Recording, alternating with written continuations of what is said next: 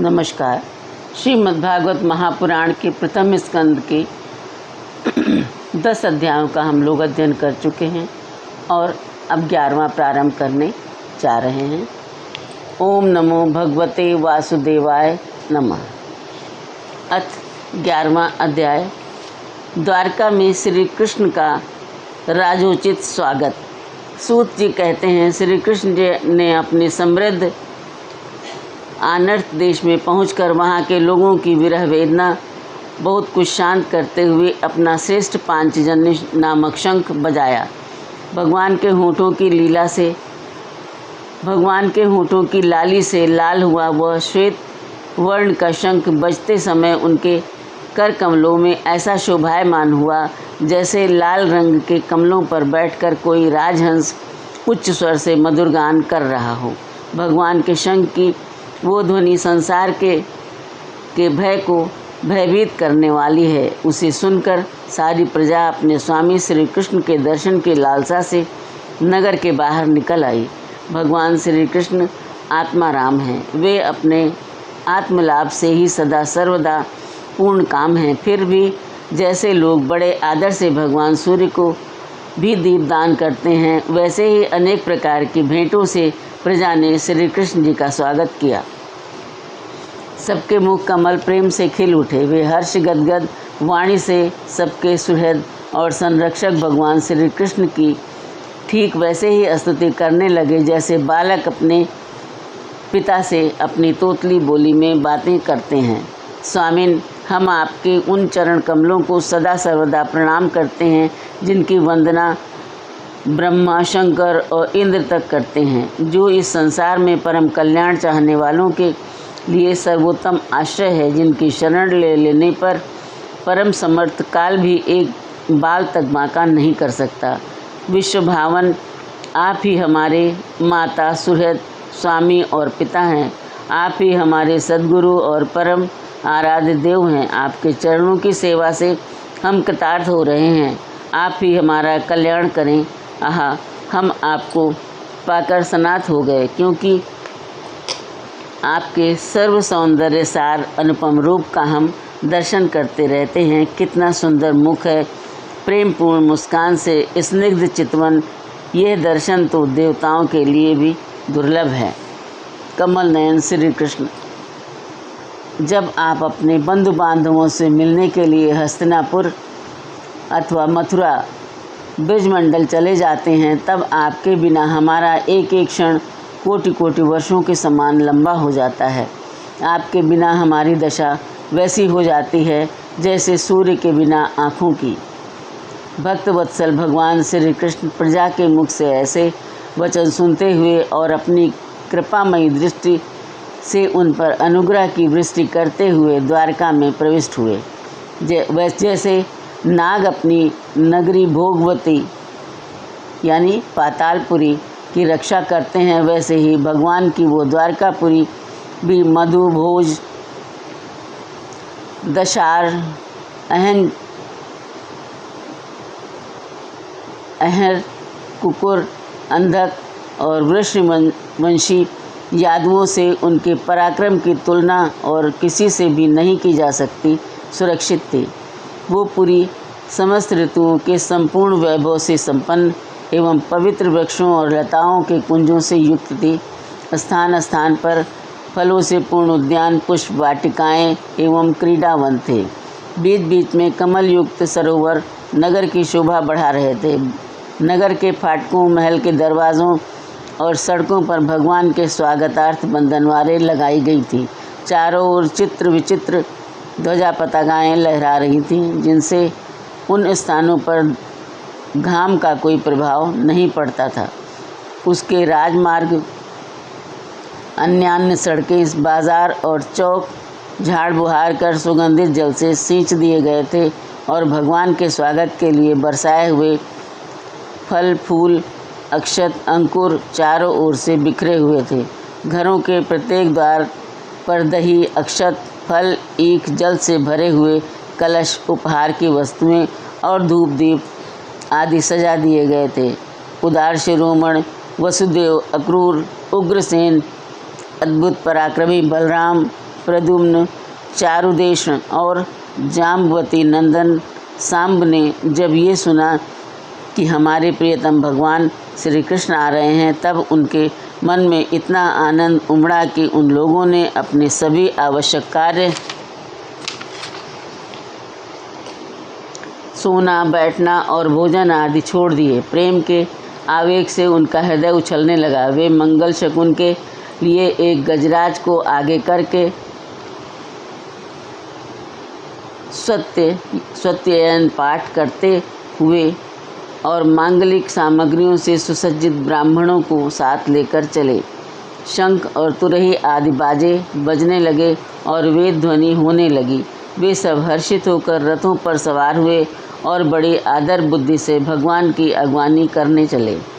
साथ ही भगवान श्री कृष्ण के दर्शन के लिए उत्सुक सैकड़ों श्रेष्ठ वारांगनाएं, जिनके मुख पर कपोलों पर चमचमाते हुए कुंडलों की कांति पड़ने से बड़े सुंदर दिखते थे, पालकियों पर चढ़कर भगवान की अगवानी के लिए चली।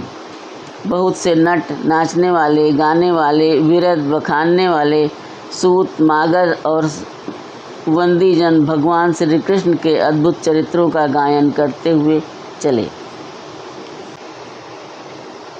भगवान श्री कृष्ण ने बंधु बांधवों, नागरिकों और सेवकों से उनकी योग्यता के अनुसार अलग अलग मिलकर सबका सम्मान किया। किसी को सिर झुकाकर प्रणाम किया, किसी को वाणी से अभिवादन किया, किसी को हृदय से लगाया, किसी से हाथ मिलाया, किसी की ओर देखकर मुस्कुरा भर दिया और किसी को केवल प्रेम भरी दृष्टि से देख लिया। जिसकी जो इच्छा थी उसे वही वरदान दिया। इस प्रकार सबको संतुष्ट करके गुरुजन, सपत्नीक, ब्राह्मण और वृद्धों का तथा दूसरे लोगों का भी आशीर्वाद ग्रहण करते एवं वंदीजनों से वृद्धावली सुनते हुए सबके साथ भगवान श्री कृष्ण जी ने नगर में प्रवेश किया। शौनक जी जिस प्रकार भगवान राजमार्ग से जा रहे थे, उस समय द्वारका की कुल कामिनियाँ भगवान के दर्शन को ही परम आनंद मानकर अपनी अपनी अटारियों पर चढ़ गईं। भगवान का वक्षस्थल मूर्तिमान सौंदर्य लक्ष्मी का निवास स्थान है। उनका मुखारविंद नेत्रों के द्वारा पान करने के लिए सौंदर्य सुधा से भरा हुआ पात्र है। उनकी भुजाएं लोकपालों को भी शक्ति देने वाली हैं। उनके चरण कमल भक्त परमहंसों के आश्रय हैं। उनके अंग अंग शोभा के धाम हैं। भगवान की इस छवि को द्वारकावासी नित्य निरंतर निहारते रहते हैं, फिर भी उनकी आंखें एक क्षण के लिए भी तृप्त नहीं होती। द्वारका के राजपथ पर भगवान श्री कृष्ण के ऊपर श्वेत वर्ण का छत्र तना हुआ था। श्वेत चंवर डुलाए जा रहे थे। चारों ओर से पुष्पों की वर्षा हो रही थी। वे पीताम्बर और वरमाला धारण किए हुए थे। इस समय वे ऐसे शोभायमान हुए मानो श्याम मेघ एक ही साथ सूर्य, चंद्रमा, इंद्रधनुष और बिजली से शोभायमान हो। भगवान सबसे पहले अपने माता पिता के महल में गए। वहाँ उन्होंने बड़े आनंद से देवकी आदि सातों माताओं को चरण स्पर्श कर चरणों को सिर पर रखकर प्रणाम किया और माताओं ने अपने हृदय से लगाकर उन्हें गोद में बिठा लिया। स्नेह के कारण उनके स्तनों से दूध की धारा बहने लगी। उनका हृदय हर्ष से विह्वल हो गया और वे आनंद के आंसुओं से उनका अभिषेक करने लगी। माताओं से आज्ञा लेकर वे अपने समस्त भोग सामग्रियों से संपन्न सर्वश्रेष्ठ भवन में गए। उसमें 16,000 पत्नियों के अलग अलग महल थे। अपने प्राणनाथ भगवान श्री कृष्ण को बहुत दिन बाद बाहर रहने के बाद घर आया देखकर रानियों के हृदय में बड़ा आनंद हुआ। उन्हें अपने निकट देखकर वे एकाएक ध्यान छोड़कर उठ खड़ी हुईं। उन्होंने केवल आसन को ही नहीं बल्कि उन नियमों को भी त्याग दिया जिन्हें उन्होंने पति के प्रवासी होने पर ग्रहण किया था। उस समय उनके मुख और नेत्रों में लज्जा छा गई।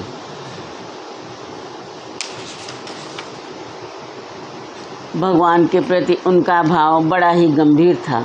उन्होंने पहले मन ही मन, फिर नेत्रों के द्वारा और तत्पश्चात पुत्रों के बहाने से शरीर से उनका आलिंगन किया।